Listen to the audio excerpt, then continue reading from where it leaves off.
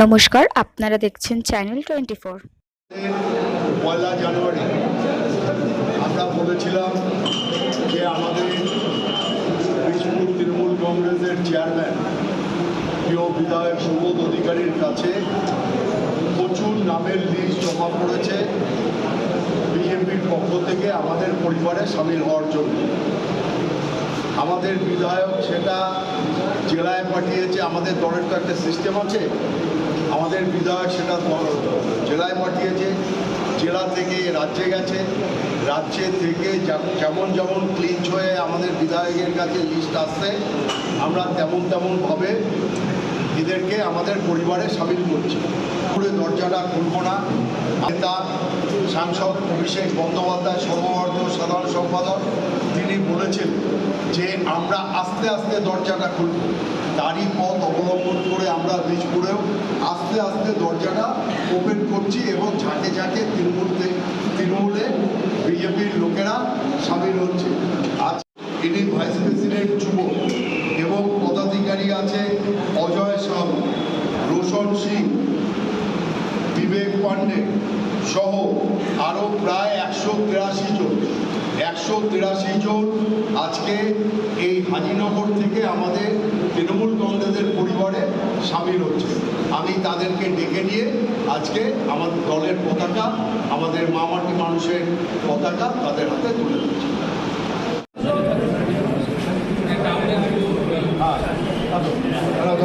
বন্দে মাতরম, বন্দে মাতরম। তৃণমূল কংগ্রেস জিন্দাবাদ, জিন্দাবাদ, জিন্দাবাদ। মমতা ব্যানার্জি জিন্দাবাদ, জিন্দাবাদ, জিন্দাবাদ। অভিষেক ব্যানার্জি জিন্দাবাদ, জিন্দাবাদ, জিন্দাবাদ। পার্থ ভৌমিক জিন্দাবাদ, জিন্দাবাদ, জিন্দাবাদ। বিধায়ক সুবোধ অধিকারী জিন্দাবাদ, জিন্দাবাদ, জিন্দাবাদ। হালিশহর টাউন তৃণমূল কংগ্রেস জিন্দাবাদ, জিন্দাবাদ, জিন্দাবাদ। রাজচাপাড়া টাউন তৃণমূল কংগ্রেস জিন্দাবাদ, জিন্দাবাদ, জিন্দাবাদ। বীজপুর তৃণমূল কংগ্রেস জিন্দাবাদ, জিন্দাবাদ, জিন্দাবাদ। জয় হিন্দ, জয় হিন্দ, জয় বাংলা, জয় বাংলা। এরা প্রত্যেকে আজকে থেকে তৃণমূল কংগ্রেস পরিবারে সামিল হলো। জয়েন করলেন আমাদের টাউন তৃণমূল কংগ্রেসের সভাপতি পবিত্র সরকার মহাশয় হাত ধরে। আর রয়েছে দুই পৌরসভার চেয়ারম্যান, হালিশহরে রয়েছেন শুভঙ্কর ঘোষ, কাঁচাপাড়া কমল অধিকারী, মৃত্যু জয়সওয়াল রয়েছে রাকেশ সিং সহ সকলে উপস্থিত রয়েছে। সকলে উপস্থিতিতে আজকে তৃণমূলের প্রায় 183 জন আমাদের তৃণমূল কংগ্রেসে জয়েন করলেন। আমরা সবসময় এর আগেও আমরা বলেছি যে বীজপুরের দুই পৌরসভার যারা বোর্ডের কমিটিতে রয়েছেন, চেয়ারম্যান সহ, সিআইসি সহ, কাউন্সিলর সহ, তারা যে কাজগুলো মানুষের পরিষেবা দিচ্ছে সেখান থেকে দাঁড়িয়ে মমতা বন্দ্যোপাধ্যায়ের যে উন্নয়নের প্রকল্প যেটা যেই প্রতিশ্রুতি তিনি দেন সেটা অক্ষরে করে পালন করেছেন। আপনারা দেখছেন সারা ভারতবর্ষে আজকে যে রাজনৈতিক গিয়ে দাঁড়িয়েছে, যে ধাপ্পাবাজি মানুষের সঙ্গে চলছে, ওষুধের দাম থেকে শুরু করে গ্যাসের দাম থেকে শুরু করে বিভিন্ন নিত্য জিনিসের দাম যেভাবে বাড়ছে, মানুষ সেটিতে অসুস্থ হয়ে যাচ্ছে। আর যেসব প্রতিশ্রুতিগুলো তারা দিচ্ছে, আপনাদের এটা 3টে স্টেটে নির্বাচন হয়েছে, তারা বলেছিল আমাদের বাংলাকে কপি করে লক্ষ্মী ভাণ্ডারের মতো তারা প্রকল্প দেওয়ার কথা বলেছিল। কিন্তু আপনারা দেখছেন দিল্লিতে আজকে সব নেট জুনিয়র, ফেসবুক জুনিয়র যুগ, সেখানে তারা দেখছে দিল্লিতে যারা প্রতিশ্রুতি দিচ্ছে তারা যে বিজেপিতে সেখানেও দিচ্ছে না, মহারাষ্ট্রতে প্রতিশ্রুতি দিচ্ছে না, উড়িষ্যাতে প্রতিশ্রুতি দিচ্ছে না। সেটা মানুষ বুঝতে পেরেছে। বাংলার মানুষ, বাংলার বসবাস করা মানুষ, তারা অনেক সচেতন। তারা বুঝতে পারছে কি মমতা বন্দ্যোপাধ্যায় একমাত্র আমাদের নেত্রী আছেন বা মুখ্যমন্ত্রী আছেন কি যেটা সাধারণ গরিব মানুষের পাশে দিনের শেষে তিনিই থাকছেন। দাদা, বিরোধী দলনেতার আগমন আর বিজেপি দলনেতা আগমন তো আমাদের এখানে কোথাও হয়নি।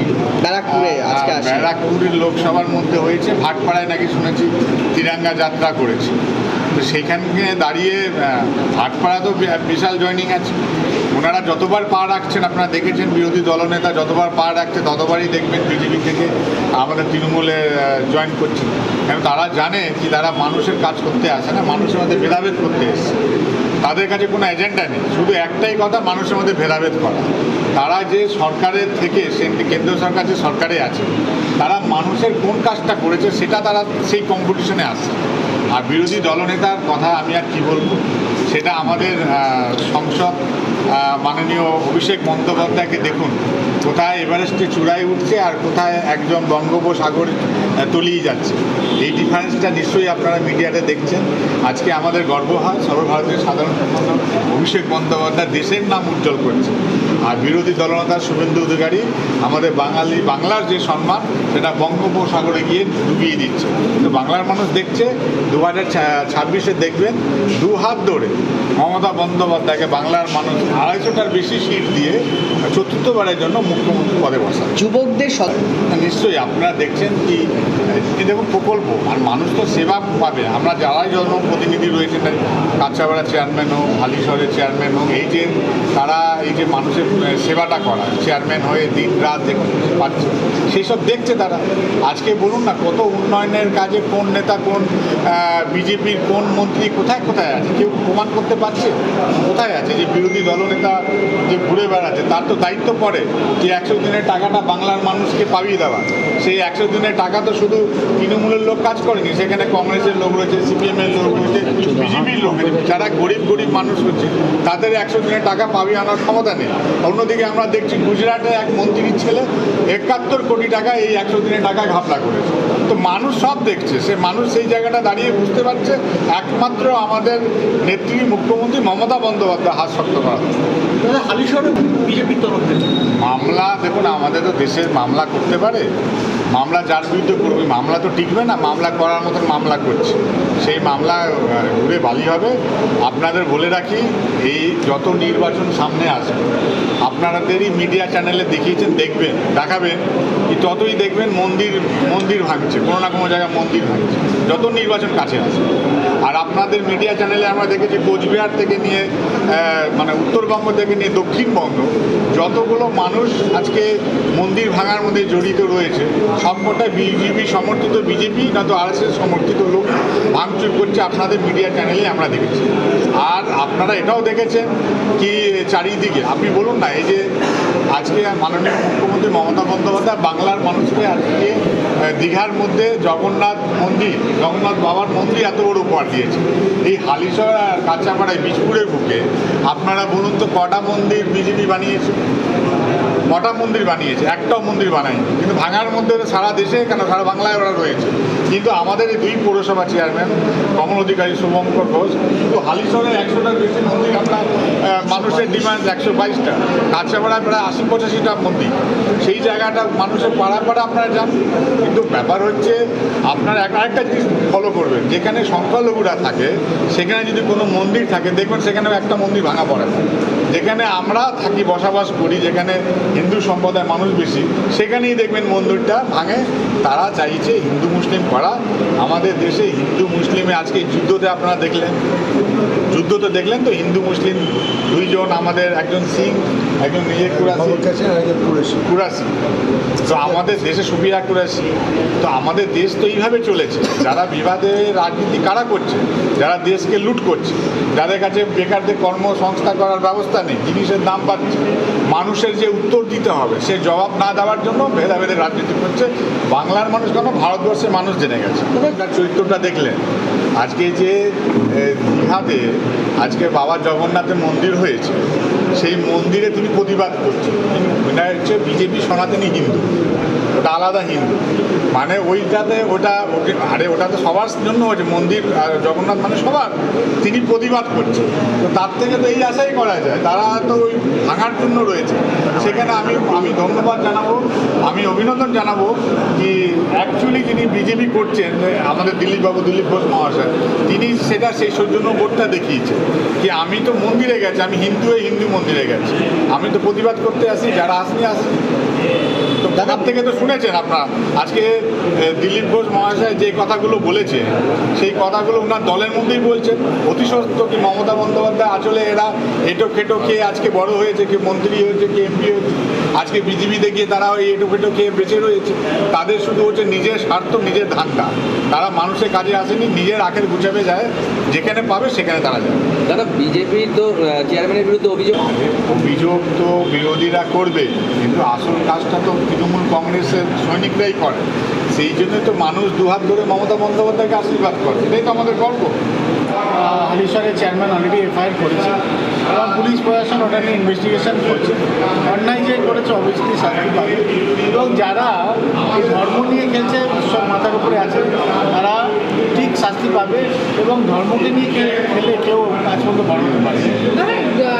গতকাল হালিশহরের ঘটনার মানে দেখা গেল 5 টাকার গান্ধীপুর অবরোধ করে বিজেপির কর্মীরা নেতৃত্বরা বিক্ষোভ দেখাচ্ছেন, কি বলবেন? দেখুন, একটা কথা বলি, ওনারা আন্দোলন করুন, কিন্তু আন্দোলনটা আন্দোলনের মতন হলে পরে মানায়, একটা এজেন্ডা থাকে। আন্দোলন আমি কখন করবো যখন অন্যায় হচ্ছে। তো আমার বলার বক্তব্য আছে, আগে দেখতে হবে যে ওখানটা ভেঙেছেটাকে, আগে ইনভেস্টিগেশন হোক, কী আছে না আছে, আগেই দোষারোপ করলে পরে তো হবে না। এবং টোটাল যেইখানটা মন্দিরটা ছিল সেটা একটা পুরো হিন্দু এরিয়া পরিবেশ ছিল এবং আজ পর্যন্ত আজকে মানে আমরা প্রত্যেকটা ঘাটে আমরা গেছি, সেখানে মানুষেরা যখনই আমার মা বোনেরা আছে তারা পুজো দিতে যায়, তারা গঙ্গাঘাটে নীল পুজো থেকে শুরু করে এবং যখন তর্পণ হয় তখনও কিন্তু আমরা দেখতে পারি বলে মানুষ আজকে থেকে পুজো হচ্ছে না, কিন্তু সত্যিকার জিনিস এবং দুঃখজনক জিনিস এই ঘটনাটা ঘটেছে। তার নিয়ে কিন্তু অলরেডি কিন্তু পৌরসভার পৌরপ্রধান সহ তাদের পৌরসভার নিকটে আগে ছিল এবং আপনারা গতকাল দেখেছেন ওখানে কিন্তু মূর্তি যেটা ভেঙে দেওয়া হয়েছে, সেই আরেকটা মূর্তি স্থাপন করে প্রতিষ্ঠান করে পুজো করে তাকে কিন্তু আবার মানুষ যেন পুজো দিতে পারে, একটা জনগণ যেন পুজো দিতে পারে সেই ব্যবস্থা কিন্তু করে দিয়েছে।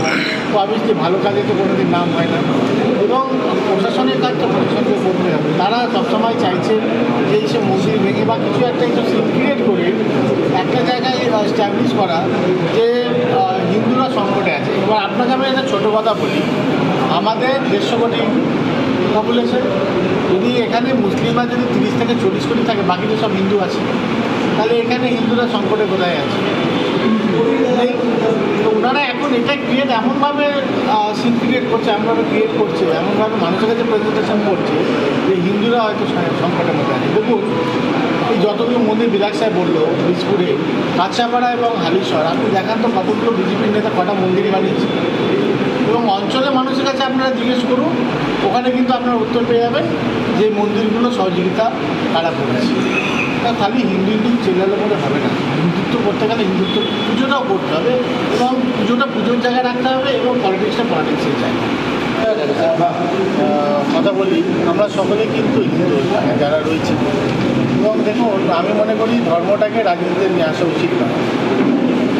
বাংলার মানুষ কংগ্রেস সরকার দেখেছে, সিপিএম সরকার দেখেছে এবং তৃণমূল কংগ্রেস চলছে, সেই জায়গায় কিন্তু একবারও কিন্তু আমরা এই বিভাজনের রাজনীতি করি।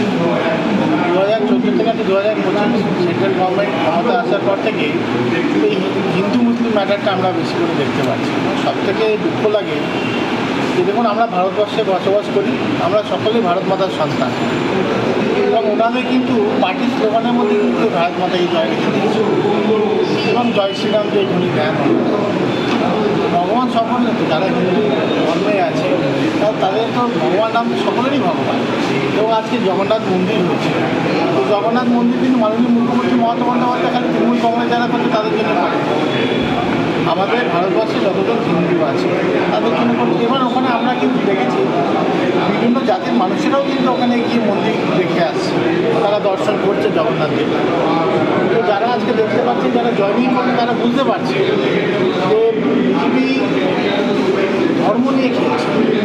যে পরিবেশ আমাদের এই বাংলায় রয়েছে, বীজপুরে রয়েছে, যারা এই ছোটো থেকে বড় হয়েছে, তারা কখনো দেখেনি ওখানটায় তারা একসাথে মাঠে খেলাধুলা করেছে, সেখানে হিন্দুও খেলেছে, মুসলিম খেলেছে, বাকি জাতি যারা রয়েছে সকলেই কিন্তু ওখানে একসাথে খেলাধুলা করেছে।